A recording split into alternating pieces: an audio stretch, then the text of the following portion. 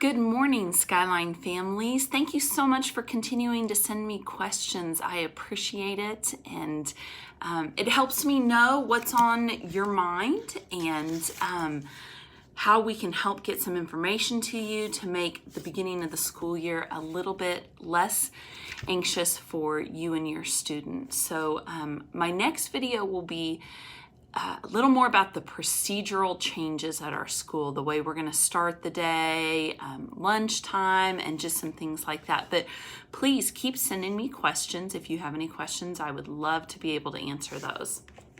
A question I have been getting is, how do we determine sick kids? How are we going to differentiate between what may be common cold, flu, sniffles type things, allergies, and COVID?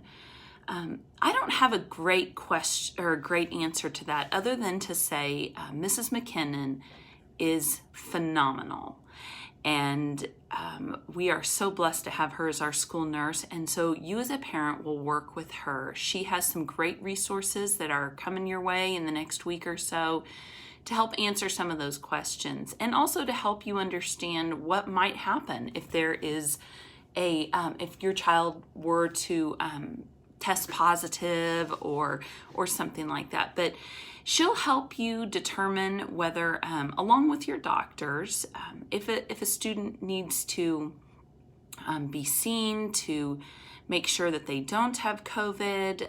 But I know that's not a great answer to that question, but I just want to assure you that we're going to work with you, and we want your kid to be here. I promise. We want them to be here too, but we also know that this is a different environment. And on that question, also, people have asked, what types of thermometers are we going to use? Because you want to have the same one at home to know if your child's going to, a lot of concern about running a mild temp.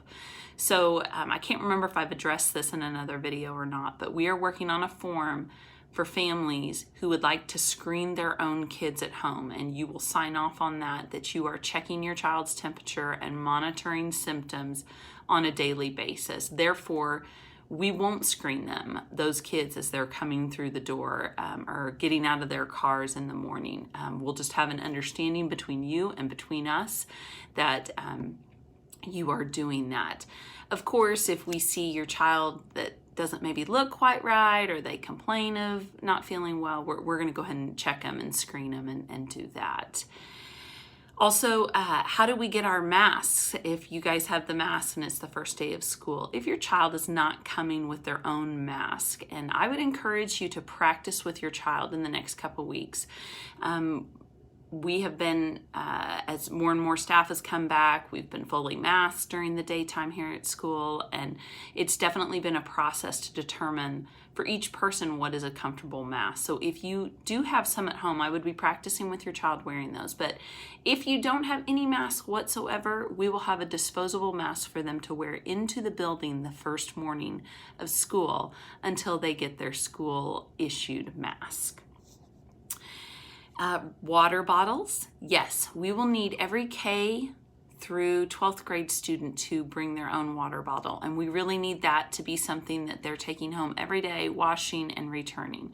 We've disabled all the water fountains as far as being able to lean over and get a drink, and we have increased the number of bottle filling stations in our building. I think we currently have 9 or 10 bottle filling stations within the building. So your child will need to come.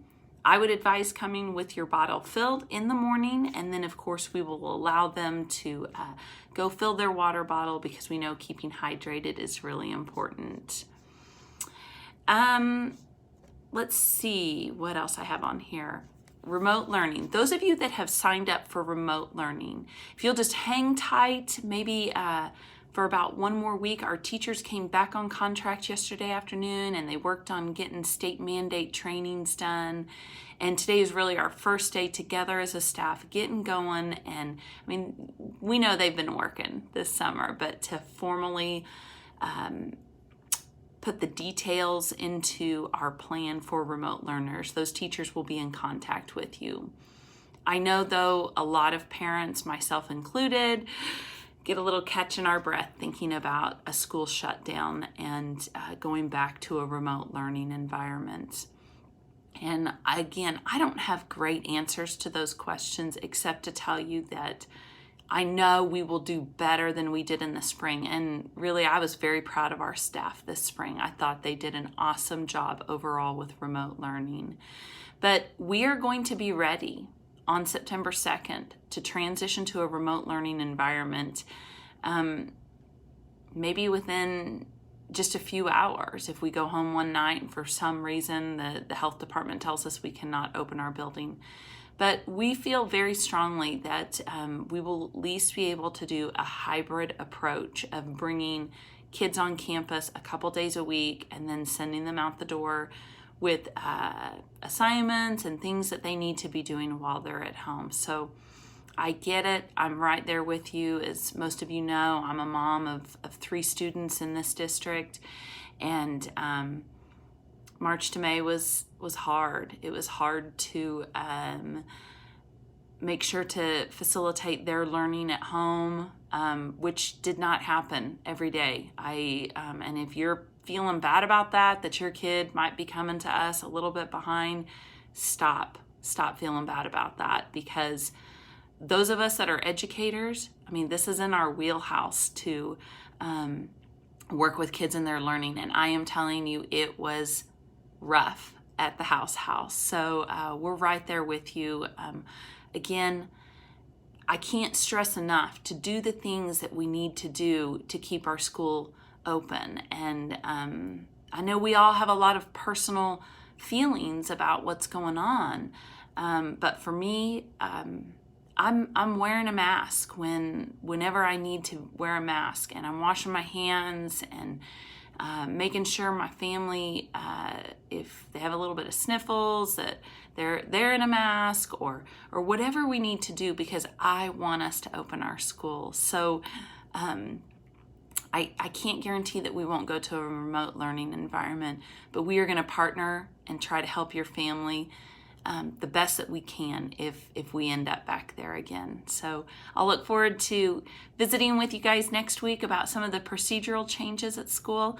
If you have more questions that I can answer, please send me an email. I hope you guys have a great day and a great weekend. And I think the countdown is now on. Not very many days until we have your kids back here on campus. Every T-Bird, every day.